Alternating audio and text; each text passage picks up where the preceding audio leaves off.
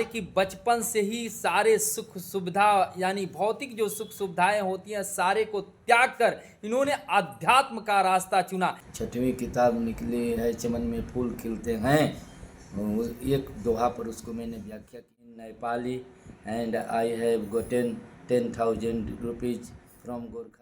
सकता दिन को रात नहीं, ईमान बेच दे टुकड़े पर, और मेरे basement of human life to live peacefully and delightfully in the. हमारे पीछे जिनको देख रहे हैं यह कोई साधारण मानव नहीं है। ये सारे सुख सुविधा यानी भौतिक जो सुख सुविधाएं होती हैं सारे को त्याग कर इन्होंने अध्यात्म का रास्ता चुना। इनका जो परवरिश हुआ एक बहुत ही अच्छे परिवार में हुआ।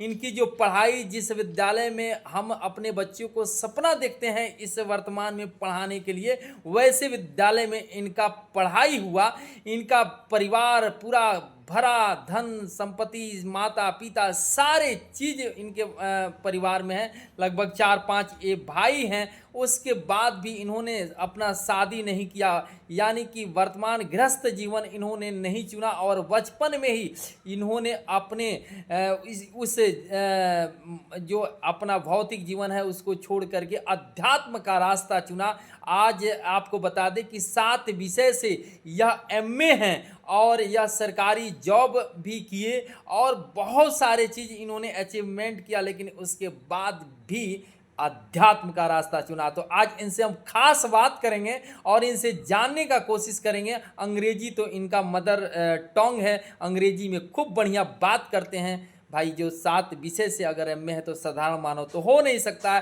तो आइए सीधे हम बात करते हैं इन महात्मा से।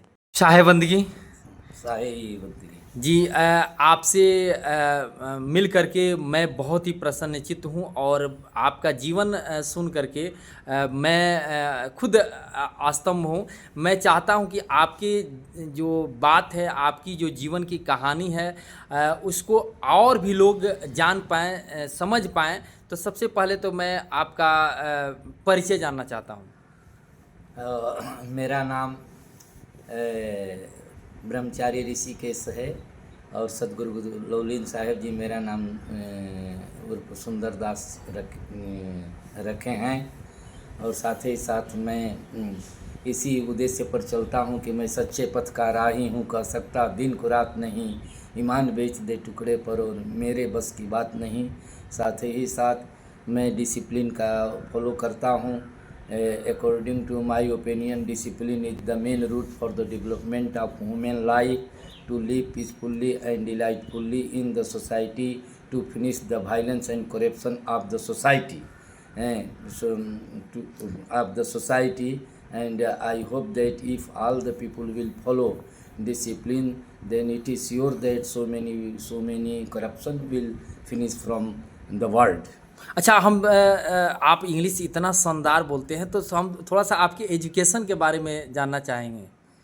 मैंने 6-7 सब्जेक्ट से एमए किया। First MA I have done in sociology, second MA I have done in Hindi, third MA I have done in English, fourth MA I have done in Nepali, and I have gotten 10,000 rupees from Gorkha development as a scholarship, and 5th MA I have done under Guwahati University, Idol, philosophy. 6th MA I have done 2 paper is rest in history from IGNO, and now I am doing 7th MA in Assamese from Krishnakant University.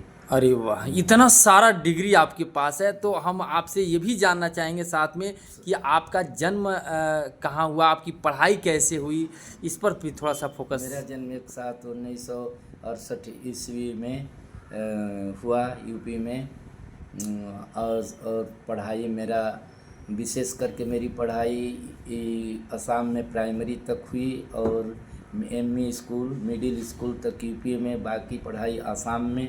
फिर मैंने MA किया Guwahati university से 2 subject से, और 3 subject से sociology, Hindi, English central university Pondicherry से किया।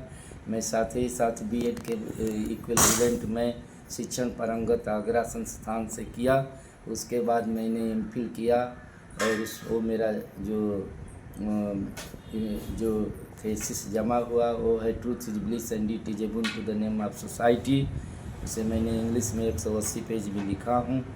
मुझे उसमें 78% नंबर भी मिला और साथ ही साथ में 59% नंबर पा करके मैंने एमफिल किया। अच्छा, इतना सारा डिग्री, इतना सारा आपके पास नॉलेज, तो फिर आपने अध्यात्म को क्यों चुना? इसमें आप कब से हैं? ये मैंने सदगुरु लवलीन साहब जी से मेरा संपर्क 40 साल पहले से रहा, 1986 से। उन्हीं से मैंने दीक्षा लेकर के और उनके सानिध्य में रहते रहते सदगुरु कबीर साहब के बीजक से अनुप्राणित होकर के मैंने बीजक में बहुत गूढ़ वस्तु पाया और वही मैं अध्यात्म का रास्ता 100% अपने जीवन के लिए ले करके सदगुरु कबीर साहब को के अनुयायी में बन गया। अच्छा, तो आप उम्र क्या होगा आपका जब उस समय मेरा उम्र, मैं 9 में पढ़ता था, 14 साल का था, तभी से मैं लग गया। 14 साल से आप अध्यात्म में लगे हुए हैं? अरे वाह।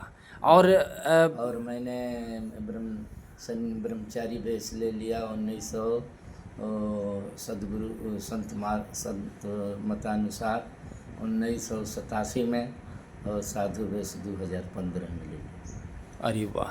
तो इतना सारा चीज़ करने के बाद आखिर क्या पीड़ा थी, क्या कोई परेशानी था, घर से कोई दिक्कत थी? आखिर इसमें आने का उद्देश्य क्या हुआ? पीड़ा कोई नहीं, मैं सहर्ष इस मार्ग में आया। मुझसे कोई पीड़ा नहीं थी, कोई वेदना नहीं थी। मैं हंसी खुशी से आया हूँ।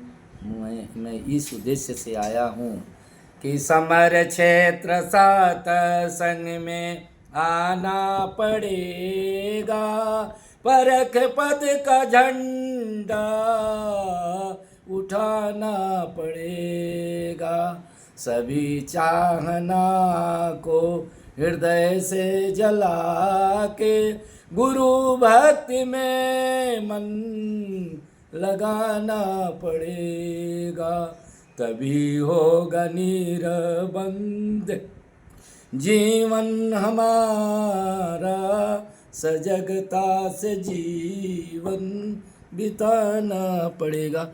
मैंने धीरे धीरे बहुत पुस्तकों का रचना भी किया। पांडुलिपि में 122 बुक्स हैं, जिसमें से 7 किताबें मेरी प्रकाशित हो चुकी हैं।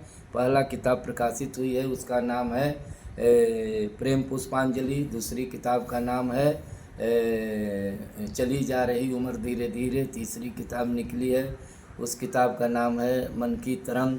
चौथी निकली है काव्य कुंज, उसमें ISBN नंबर भी लग गया है, उसमें 108 पोएम है। 5वीं किताब निकली है मानव जीवन में शांति का उद्देश्य। 6वीं किताब निकली है चमन में फूल खिलते हैं।